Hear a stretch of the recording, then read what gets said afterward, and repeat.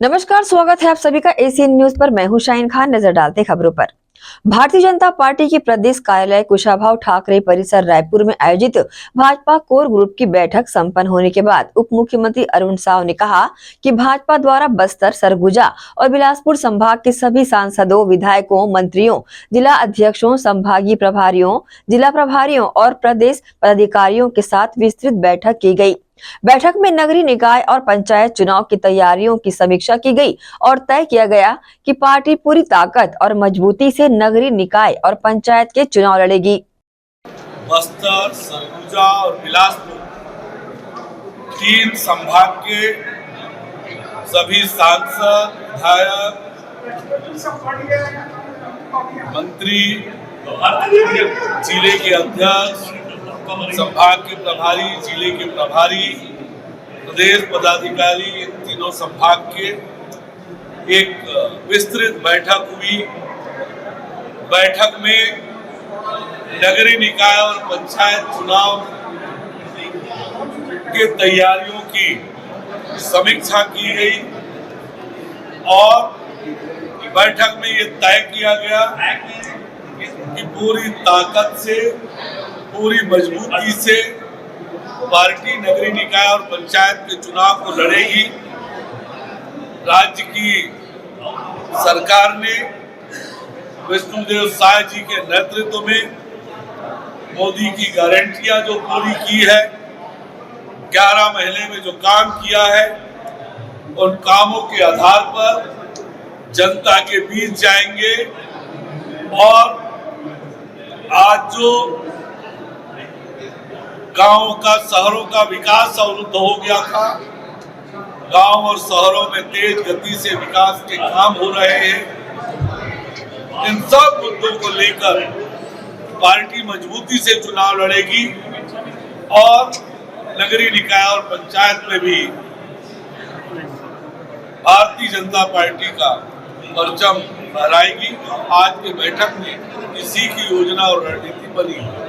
छत्तीसगढ़ के पूर्व मुख्यमंत्री भूपेश बघेल रायपुर में आयोजित युवा संवाद कार्यक्रम में शामिल हुए। इस दौरान उन्होंने युवाओं को संबोधित करते हुए कहा कि हमारी सरकार में हमने कर्ज माफी, किसान न्याय जैसी योजनाओं से किसानों को समृद्ध बनाया था, जिससे किसान एकदम से उठ खड़ा हुआ, उसकी क्रय शक्ति बढ़ गई, उसके सपनों में जान आ गई, पंखों में ताकत आ गई उड़ने की। फिर घर भी बनाए, खेत भी सुधारे, किसानों के घरों की आवश्यकताओं को इन 5 वर्षों में पूरा किया था। लेकिन 1 साल में ही सब्जियों का दाम दुगना हो गया। मांग और पूर्ति में असंतुलन होने से ही दर में वृद्धि होती है। भाजपा सरकार ने राजीव किसान योजना बंद कर दी। एक योजना के बंद होने का दुष्परिणाम जनता भुगत रही है। इस सरकार ने आते ही हमारी योजनाओं को बंद करके जन कल्याण के सारे रास्ते बंद कर दिए हैं। सरकार में हम लोग आए तो किसान के ऋण माफी, किसानों को 2500 रुपये देना और इससे एकदम से किसान उठ खड़ा हुआ। उसकी क्रय शक्ति बढ़ गई, उसके सपनों में जान आ गई, पंखों में ताकत आ गई, उड़ने लगे। फिर घर भी बनाए, खेत भी सुधारे, पंप लगाए, फेंसिंग भी किए, कृषि औजार खरीदे, नए तकनीक अपनाए और जो घर की आवश्यकताएं थी उसको पूरा भी की, जो बच्चों को हो चाहे घर में महिलाओं का हो, सबका इन 5 वर्षों में पूरा किया। और केवल एक पक्ष ही नहीं था, आज अब किसान उस चीज को महसूस कर रहे हैं और धीरे से जो परिवर्तन हुआ है उसको लोग भी अब समझना शुरू किए हैं। अभी टमाटर का रेट क्या है? 50-60। पिछले साल इन दिनों कितना था? 20-25। हाँ, ये तो सब्जी बाड़ी वाला है ना। मतलब 1 साल में इसी सीजन में टमाटर का रेट दुगुना हो। रेट बढ़ने का कारण यह है कि मांग और पूर्ति का संतुलन होने से ही दर में वृद्धि होती है। पिछले साल और इस साल में अंतर यह आया कि पिछले साल राजीव किसान न्याय योजना के तहत धान उत्पादक किसानों को 9,000 और जो धान को छोड़कर दूसरे फसल जो लेते थे, चाहे सब्जी ले, फल ले, चाहे वो मिलेट्स ले, कोदो कुटकी रागी ले, उनको हम 10,000 रुपये का देते थे।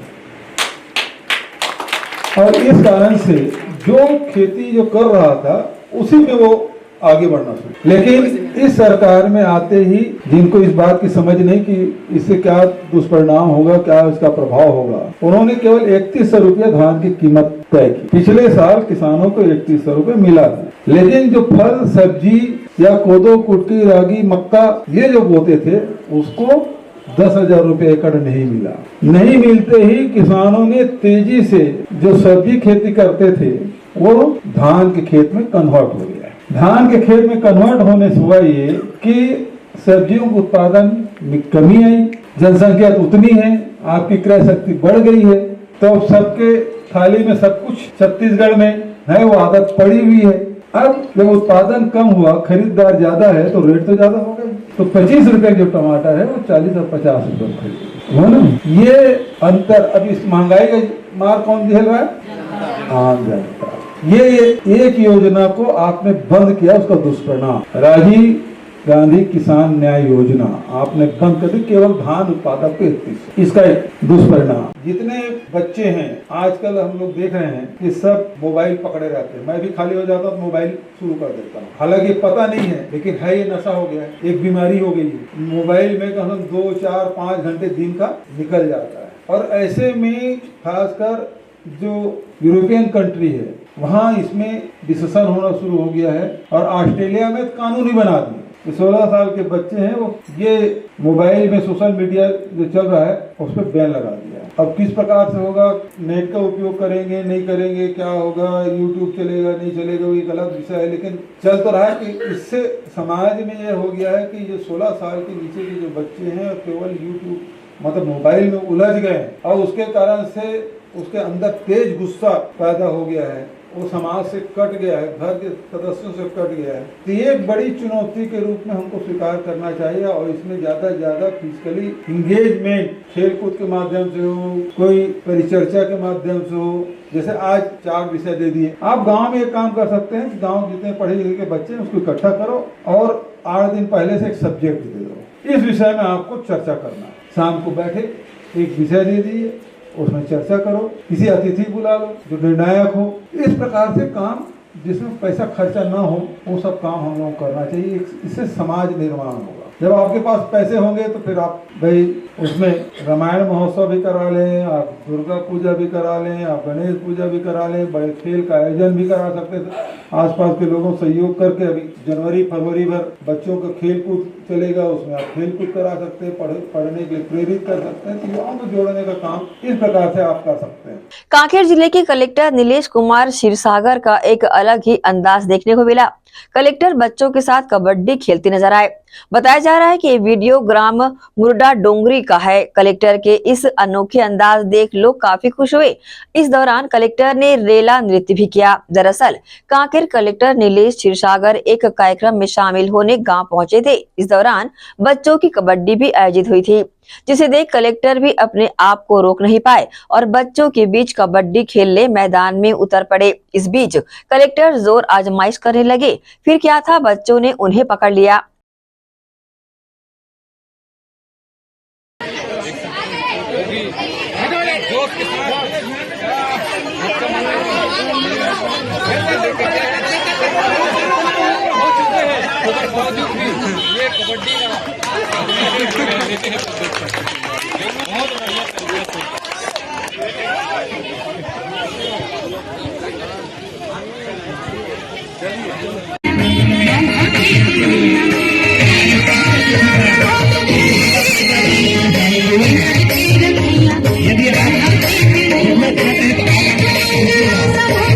रुकेंगे छोटे से ब्रेक के लिए, जल्द हाजिर होते हैं।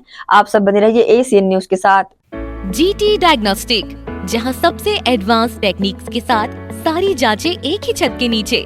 जीटी डायग्नोस्टिक लाए हैं आपके शहर में पहली बार मध्य भारत का सबसे एडवांस 3 टेस्ला MRI, जो आपको देगा बेस्ट क्वालिटी इमेजेस और सारी स्कैनिंग 6 से 10 मिनट में हो जाती है, जहां आम MRI मशीन 45 से 1 घंटे लेती है।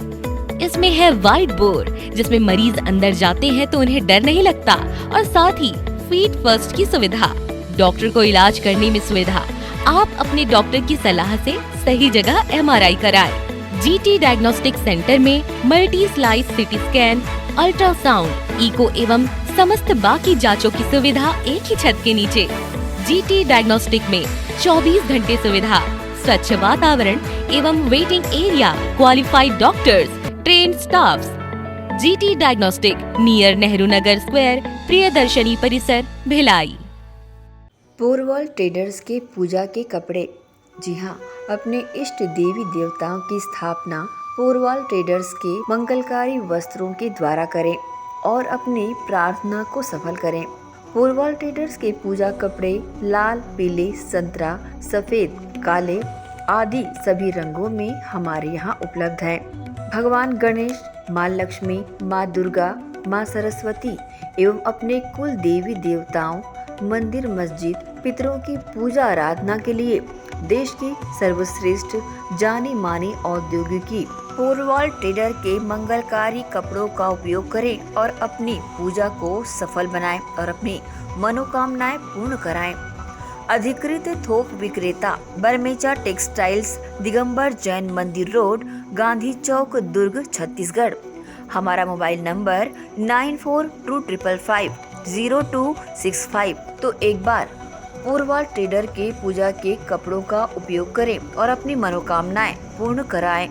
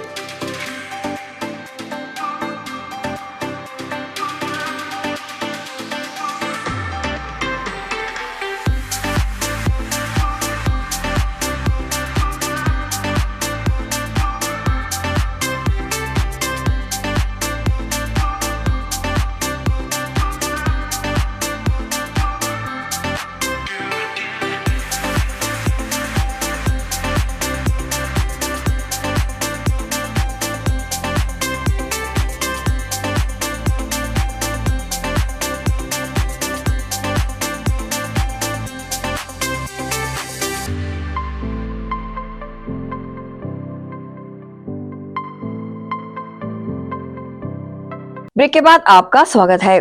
भारत की सबसे बड़ी श्रमिक संगठन भारतीय मजदूर संघ ने अपने 70 वर्ष पूर्ण कर लिए हैं, जिसकी खुशियां मनाते हुए संघ ने श्रमिक संपर्क अभियान की शुरुआत की है और दुर्ग जिले में इस बीच 2 लाख लोगों से संपर्क साधने का लक्ष्य रखा है। इसकी शुरुआत 1 दिसंबर को भिलाई सुपेला के संडे मार्केट से की गई। देश के सबसे बड़े श्रमिक संगठन बीएमएस ने अपने 70 वर्ष पूर्ण कर लिए हैं और इस 70 वर्षों में हर प्रकार के मजदूरों के लिए पूरी निष्ठा के साथ काम किया है, जिसका फायदा मजदूरों को मिला भी है और तभी यह संघ भारत का सबसे बड़ा श्रमिक संघ बन पाया है। 70 वर्ष पूर्ण होने पर संघ ने अपने 17 इकाइयों को साथ लेकर अब छोटे व्यापारी जो फुटकर व्यापारी हैं, उन्हें भी श्रमिक मानते हुए उनसे संपर्क करने, अपने संघ की रीति नीति से अवगत कराने के लिए पॉम्पलेट बांट रहे हैं और दुर्ग जिले में इसी तरीके से 2 लाख लोगों से संपर्क साधने का लक्ष्य रखा गया है। संघ के पदाधिकारियों का कहना है कि हमारे साथ हमारी 17 वाहिनियां भी काम कर रही हैं, जिससे 2 लाख लोगों से संपर्क साधने का लक्ष्य कोई बड़ा लक्ष्य नहीं है। इसकी शुरुआत सुपेला भिलाई के संडे मार्केट में स्थित भारतीय मजदूर संघ के कार्यालय में एक गोष्ठी सभा का आयोजन करने के बाद बाजार में निकलकर किया गया। इसमें फुटकर व्यापारियों को पॉम्पलेट बांटे गए। सभा की शुरुआत मुख्य अतिथियों एवं राष्ट्रीय और प्रांतीय पदाधिकारियों के स्वागत सम्मान से किया गया। तत्पश्चात उनके उद्बोधन हुए और उद्बोधन के बाद बाजार में निकलकर फुटकर व्यापारियों से संपर्क साधने का कार्य किया गया। इसमें फुटकर व्यापारियों को पॉम्पलेट बांटे गए और उनके हित की बातें उन्हें समझाई गई। यदि वह भारतीय मजदूर संघ से जुड़ जाते हैं तो उन्हें रेडी लगाने में किसी प्रकार की दिक्कत का सामना नहीं करना पड़ेगा। भारतीय मजदूर संघ का 17वां वर्ष अभी चल रहा है। 23 जुलाई 2024 से चालू होकर 23 जुलाई 2025 तक 1 वर्ष कार्यक्रम चलेगा। इसमें 1 दिसंबर से 15 दिसंबर तक, जो अभी बढ़ के 20 दिसंबर हुआ है, श्रमिक संपर्क अभियान का पूरे भारतवर्ष में सभी जिलों में, सभी ग्रामों में, सभी इकाई स्तर तक श्रमिक संपर्क अभियान बना है। भारतीय मजदूर संघ के स्थापना काल के बाद जब 1980 में सदस्यता सत्यापन हुआ तो अखिल भारतीय स्तर पर भारतीय मजदूर संघ द्वितीय क्रमांक का संगठन बना, श्रमिक संगठन। उसके बाद 1989 और 2002 जब भारत सरकार ने फिर श्रमिक संगठन का प्रथम क्रमांक में भारतीय मजदूर संघ आया। भारतीय मजदूर संघ का शुरू से ये मानना था कि श्रमिक जो है हमारे मेनली ऑर्गेनाइज्ड और अनऑर्गेनाइज्ड सेक्टर में है, उसमें हम लोग मुश्किल से 10% श्रमिकों तक पहुँच पाते हैं। 90% हमारे श्रमिक ऐसे हैं जो खेतिहर किसान हैं, रेहड़ी वाले हैं, स्ट्रीट वेंडर हैं और आपके गीगा वर्कर हैं, जिन तक हम लोग नहीं पहुंच पाते। आज तक कोई भी श्रमिक संगठन इन वर्करों तक नहीं पहुंच पाई है। इसलिए भारतीय मजदूर संघ ने एक श्रमिक संपर्क पखवाड़ा के अंतर्गत इन मजदूरों तक अधिकतम पहुंचने का प्रयास कर रहा है। ये देखिए, वास्तव में ये जैसे अभी बताया गया कि 23 जुलाई 2024 को हम लोग 70वें वर्ष में प्रवेश किया भारतीय मजदूर संघ। भारतीय मजदूर संघ ने 70 साल में श्रमिकों के लिए बहुत सारे काम किए हैं, बड़े बड़े काम किए हैं, बहुत बड़ी बड़ी उपलब्धियां हैं। उन उपलब्धियों को लेकर के हम श्रमिकों के पास जा रहे हैं। आने वाले समय में हम और श्रमिकों के लिए क्या करना चाहते हैं, इन विषयों को भी हम शामिल किए हैं। तो इसमें संगठित मजदूर, असंगठित मजदूर, खेतिहर मजदूर, किसान, इन सब के पास जाएंगे और उनको भारतीय मजदूर संघ की रीति नीति, आचार विचार से जोड़ने का प्रयास हम लोगों का काम है। आपको बता देना चाहता हूं कि आज भारतीय मजदूर संघ देश का सबसे बड़ा श्रम संगठन है और ये विश्व का सबसे बड़ा श्रम संगठन है। चाइना में सरकारी संगठन को यदि छोड़ देंगे तो विश्व का ये सबसे बड़ा श्रम संगठन है।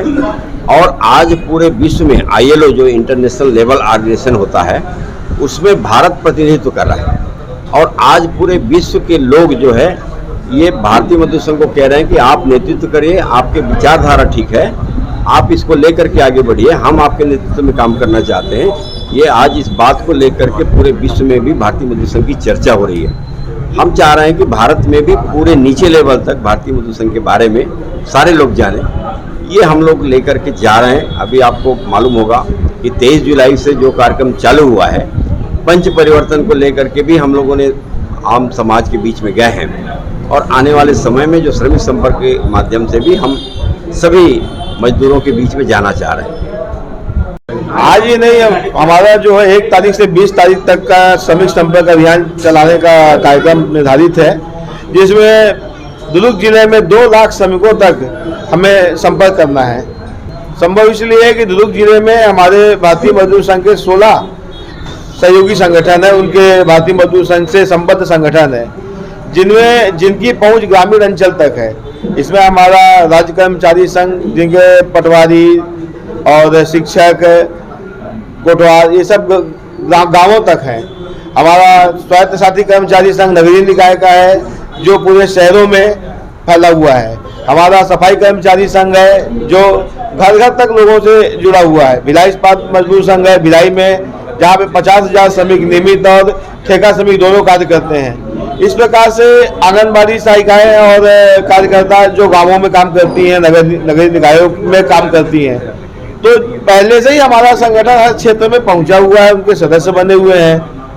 तो हमारे संगठन की ताकत पहले से इतनी मजबूत है कि 2 लाख का लक्ष्य बहुत ही आसान लक्ष्य है, कोई बहुत बड़ा लक्ष्य नहीं है। ये जैसे कि हमारे पूर्व वक्ताओं ने बताया कि पंच परिवर्तन का भारतीय मजदूर संघ ने कार्यक्रम तय किया है, उसी के तहत ये हमारे तीसरे चरण में श्रमिक संपर्क अभियान 1 दिसंबर से 20 दिसंबर तक चल रहा है। तो इसी तारतम्य में यहाँ पर सब इकट्ठे हुए हैं और जैसे कि हमारे जिला मंत्री जी ने बताया अभी कि हम 2 लाख श्रमिकों से संपर्क कर उनके घर में जाकर उनको भारतीय मजदूर संघ के रीति नीति के बारे में बताएंगे। जैसे कि हमारे राष्ट्रीय मंत्री राधेश्याम जायसवाल जी ने बताया कि भारतीय मजदूर संघ के रीति नीति से आम जन को हम परिचित कराएंगे। भारतीय मजदूर संघ केवल श्रमिकों के हित में काम नहीं करता, श्रमिक के क्षेत्र में ही काम नहीं करता। एक राष्ट्रवादी संगठन होने के नाते इनका एक सामाजिक दायित्व होता है और समाज के हर क्षेत्र में जैसे पंच परिवर्तन के तहत समरसता दिवस, पर्यावरण दिवस, अभी श्रमिक संपर्क अभियान, ये सब कार्यक्रम हम लोग नियमित रूप से चला रहे हैं ताकि सभी श्रमिकों में, जनता में देश हित और राष्ट्र हित, राष्ट्रभक्ति के भावनाओं को उत्प्रेरित कर सकें। भारतीय मजदूर संघ एवं उनकी 17 वाहिनियों के पदाधिकारियों के हौसले काफी बुलंद हैं और वे अपने 70 वर्ष पूर्ण होने पर शुरू किए गए इस अभियान को समय से पहले ही प्राप्त करने के मंशा रखते हैं, जिसमें वह सफल भी होते नजर आ रहे हैं। एशियन न्यूज के लिए भिलाई से संतोष शर्मा की रिपोर्ट। रविवार की सुबह रायगढ़ जिले में एक डीजल टैंकर में भीषण आग लग गई। घटना के तुरंत बाद जिंदल कंपनी की फायर ब्रिगेड टीम मौके पर पहुंची, जिसके बाद टीम ने बड़ी मशक्कत के बाद आग पर काबू पाया। टैंकर में भारी मात्रा में डीजल होने के कारण आग पर काबू पाने में दिक्कतें आ रही थी। फिलहाल मौके पर पहुंची पुलिस टीम मामले की जांच में जुट गई है। ये पूरा मामला तमनार थाना क्षेत्र का है, जहां के जिंदल कंपनी के गेट नंबर 2 के सामने खड़े एक डीजल टैंकर में भीषण आग लग गई थी। मौके पर पहुंची जिंदल कंपनी की फायर ब्रिगेड टीम कड़ी मशक्कत के बाद आग को बुझाने में सफल हुई। रुकेंगे एक और छोटे से ब्रेक के लिए, जल्द हाजिर होते हैं। आप सब बने रहिए एशियन न्यूज के साथ। जीटी डायग्नोस्टिक, जहां सबसे एडवांस टेक्निक्स के साथ सारी जांचें एक ही छत के नीचे। जीटी डायग्नोस्टिक लाए हैं आपके शहर में पहली बार मध्य भारत का सबसे एडवांस 3 टेस्ला MRI, जो आपको देगा बेस्ट क्वालिटी इमेजेस और सारी स्कैनिंग 6 से 10 मिनट में हो जाती है, जहां आम MRI मशीन 45 से 1 घंटे लेती है। इसमें है वाइट बोर्ड, जिसमें मरीज अंदर जाते हैं तो उन्हें डर नहीं लगता, और साथ ही फीट फर्स्ट की सुविधा, डॉक्टर को इलाज करने में सुविधा। आप अपने डॉक्टर की सलाह से सही जगह MRI कराएं। जीटी डायग्नोस्टिक सेंटर में multi slice CT scan, ultrasound, echo एवं समस्त बाकी जांचों की सुविधा एक ही छत के नीचे। जीटी डायग्नोस्टिक में 24 घंटे सुविधा, स्वच्छ वातावरण एवं waiting area, qualified doctors, train staffs. GT diagnostic, near Nehru Nagar square, Priyadarshini परिसर, Bhilai.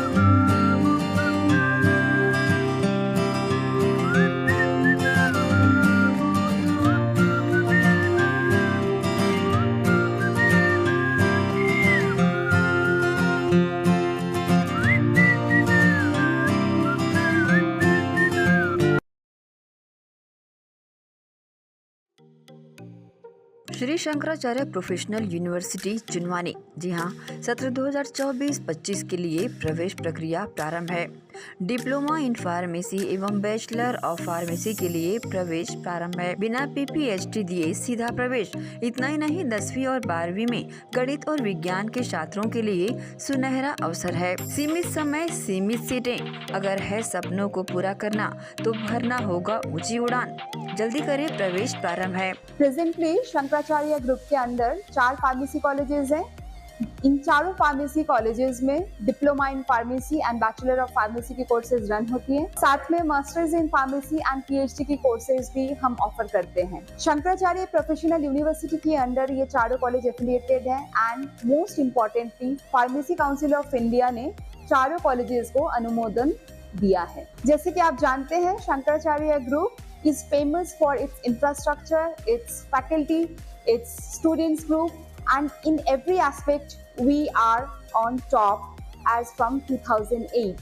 So in this year also, अगर आप चाहते हैं कि आप 12th के बाद साइंस में आपके भविष्य बनाना चाहते हैं तो शंकराचार्य प्रोफेशनल यूनिवर्सिटी में एक बार जरूर आए। फार्मेसी कोर्स में अभी डायरेक्ट एडमिशन 12th की % बेसिस पे दिया जा रहा है, तो जल्द से जल्द संपर्क करें। तो एडमिशन हेतु जल्दी करें। Shri Shankaracharya professional university Junwani, Bhilai, Chhattisgarh.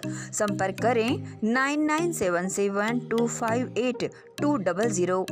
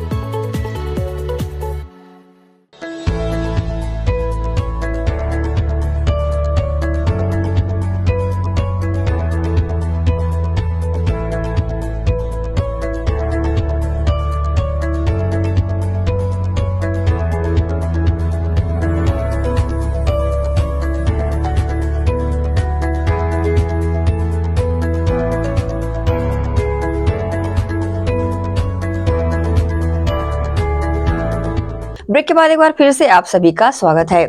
दुर्ग के मोहन नगर थाना क्षेत्र निवासी फरार आरोपी कृष्णा जुमनानी की तलाश में दुर्ग पहुंची बेंगलुरु पुलिस। वहीं सिंधी समाज के लोगों ने उसके पिता को छुड़वाने की मांग उठाई। बेंगलुरु में लाखों रुपए की साइबर फ्रॉड करने के बाद फरार हुए आरोपी की तलाश में बेंगलुरु पुलिस की टीम दुर्ग पहुंच गई। बता दें कि फरार आरोपी कृष्णा जुमनानी पिता गुरमुख जुमनानी मोहन नगर थाना क्षेत्र का निवासी है, जो 1,40,000 रुपए की बेंगलुरु में हुए साइबर फ्रॉड में शामिल उक्त आरोपी को पकड़ने टीम आई हुई थी।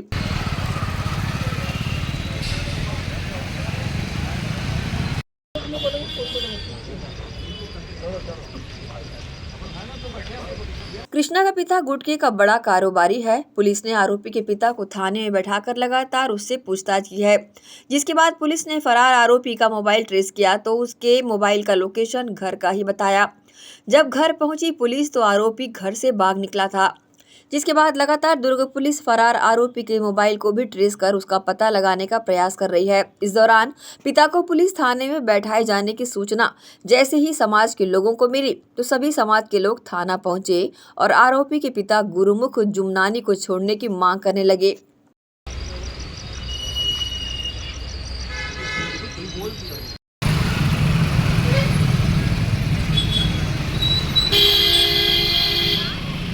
मामले में नगर पुलिस अधीक्षक चिराग जैन ने बताया है कि आरोपी मोबाइल के जरिए साइबर फ्रॉड की घटना को अंजाम दिया है।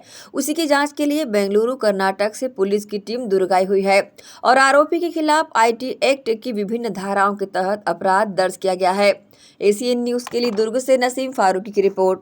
बिलासपुर के सिविल लाइन थाना क्षेत्र में भारती नगर मस्जिद के पास एक रोड एक्सीडेंट का मामला सामने आया है, जिसमें एक काले रंग की स्कॉर्पियो ने गली से निकल रहे एक्टिवा सवार छात्र को अपनी चपेट में ले लिया। स्कॉर्पियो की टक्कर से एक्टिवा काफी दूर जाकर गिर पड़ी। वहीं एक्टिवा सवार छात्र कुछ समय हवा में उड़ गया, जिससे छात्र के सिर और रीढ़ की हड्डी में गंभीर चोटें आई है। बीती शाम दुर्ग के मालवीय नगर चौक में हुए वाहन हादसे में जिला अस्पताल में कार्यरत नर्स की मौत हो गई। वहीं साथ में बैठी वृद्ध महिला का इलाज जारी है। दुर्ग के मालवीय नगर चौक में बीती शाम जिला अस्पताल में कार्यरत संध्या यादव का मालवीय नगर चौक में सड़क दुर्घटना के चलते दर्दनाक मौत हो गई। मृतक संध्या यादव अस्पताल से स्वेटर पहनने घर जा रही थी, जहां मालवीय नगर चौक में सड़क हादसे में उसकी मौत हुई।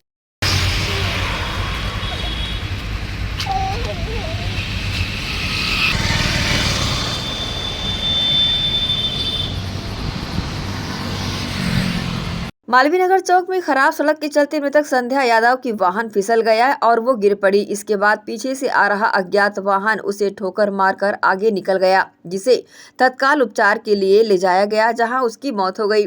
साथ ही पीछे बैठी महिला भी सड़क हादसे में बुरी तरह घायल हो गई है, जिसका उपचार चल रहा है। इस संबंध में पद्मनापुर थाना पुलिस अज्ञात वाहन की तलाश में जुट गई है। ACN न्यूज के लिए दुर्ग से नसीम फारूकी की रिपोर्ट। इसी के साथ ही आप से लेंगे इजाजत। आप सब बने रहिए ACN न्यूज के साथ। नमस्कार।